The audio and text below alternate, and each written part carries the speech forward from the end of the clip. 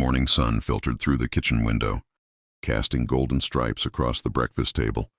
Sarah Mitchell sat in her wheelchair, her hands wrapped around a warm coffee mug, watching the steam rise and disappear into the air. She had been sitting there for 20 minutes, gathering the courage to tell her husband something important. But the words remained locked inside her chest, heavy as stones. "Sarah, I need to talk to you." Her husband Marcus stood in the doorway, his shoulders tense, his eyes avoiding hers.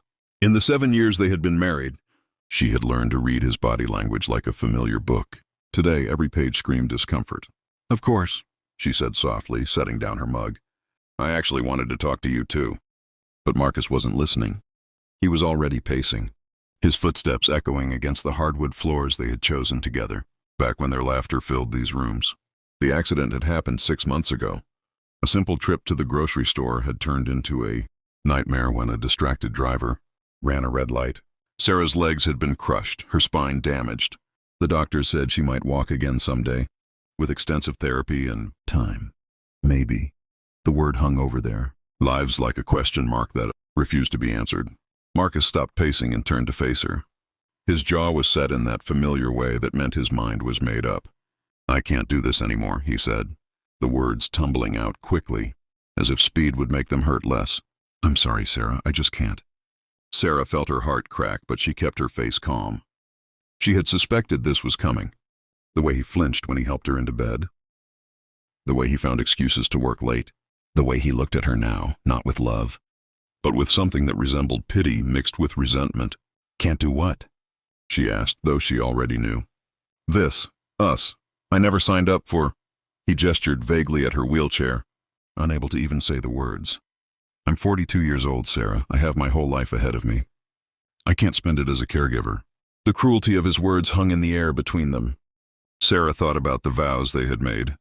In sickness and in health, she thought about the secret she had been keeping, the one she had been about to share.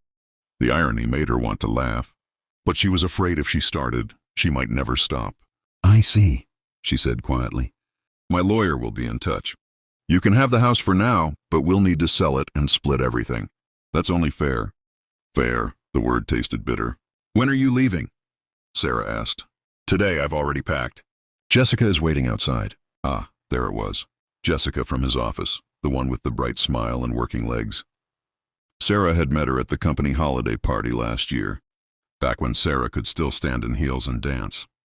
"I hope you'll be happy," Sarah said, and she meant it. Not because she forgave him, but because holding on to anger would only poison her own heart. Marcus looked startled, as if he had expected tears or pleading. When neither came, he simply nodded, collected his suitcase from the hall, and walked out the front door. Sarah listened to his car engine start, the sound growing fainter and fainter until silence filled the house. Only then did she allow herself to cry. The next 3 weeks passed in a blur of lawyer calls and paperwork. Marcus wanted everything split down the middle. The house, the cars, the savings account with its modest balance.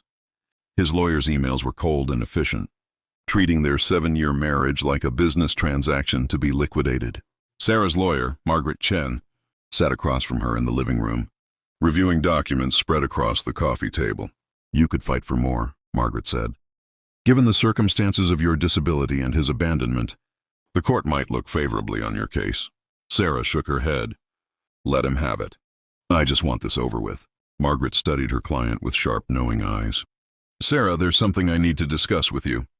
I've been reviewing your financial disclosures, and I noticed something unusual." Sarah's hands tightened on the arms of her wheelchair. "There's an account listed here from before your marriage. It shows a balance of over $100 million. The documentation indicates it's from a trust fund established by your grandmother." Sarah nodded slowly. "Yes, that's correct." Margaret's eyebrows rose. "And Marcus doesn't know about this?" "No, I never told him." "May I ask why?" Sarah gazed out the window at the garden she used to tend. The roses needed pruning. The lawn needed mowing. Everything needed care that Marcus had once promised to provide. "My grandmother was very wealthy," Sarah began, her voice distant with memory. "She made her fortune in real estate back in the 70s. When I turned 25, she left everything to me in a trust. But she also left me with advice." Sarah paused, remembering her grandmother's weathered hands holding hers, her eyes still bright despite her 90 years. She told me that money reveals people's true nature. She said I should live simply, modestly, and never tell anyone about the fortune. She wanted me to find someone who loved me for myself, not for what I could give them. And you never told Marcus even after you married? I came close many times, especially in the beginning, when we were struggling to pay bills. But I kept thinking, if I tell him now, will he stay with me because he loves me? Or because he loves what I have? I wanted to be sure. Sarah's laugh was hollow. I guess I got my answer. Margaret tapped her pen against the legal pad. This money is yours alone, established before the marriage. It's completely separate property. Marcus has no legal claim to it. I know. He has no idea what he's walking away from. I know that too. The irony was almost poetic. Marcus was demanding half of their modest savings, about $60,000, while remaining completely oblivious to the fortune that would never be his. The divorce was finalized on a gray Tuesday in November. Sarah signed the papers in Margaret's office, her signature steady despite the weight of the moment. Marcus got his half of everything they had built together, and Sarah got her freedom. 2 days later, Sarah sat in her living room with her financial advisor, Thomas Blackwell, discussing what to do with her fortune now that she no longer had any reason to hide it. "I'd like to establish a foundation," Sarah said, "for people with spinal injuries who can't afford proper care and therapy." Thomas nodded approvingly. "That's an excellent use of resources. We can structure it to fund research as well as provide direct assistance. And I'd like to fund a scholarship program for people who want to go back to school after life-changing injuries. I'm going back myself, actually. I've always wanted to study psychology." Over the following months, Sarah transformed her life. She hired the best physical therapists, not to please anyone else, but for herself. She enrolled in online courses at the local university. She bought a beautiful, wheelchair-accessible home in the hills with a view of the mountains and a garden designed for someone to tend from a seated position. The Sarah Mitchell Foundation opened its doors 6 months after her divorce. The opening ceremony was covered by local news, and within a year, it had helped over 500 people access the care they needed. Sarah was in her garden on a bright April morning when her doorbell rang. Through the security camera, she saw Marcus standing on her porch. He looked older, tired. The confidence he had worn like armor when he left her was nowhere to be seen. She almost didn't answer, but curiosity and perhaps a small measure of closure she still needed made her open the door. "Hello, Marcus."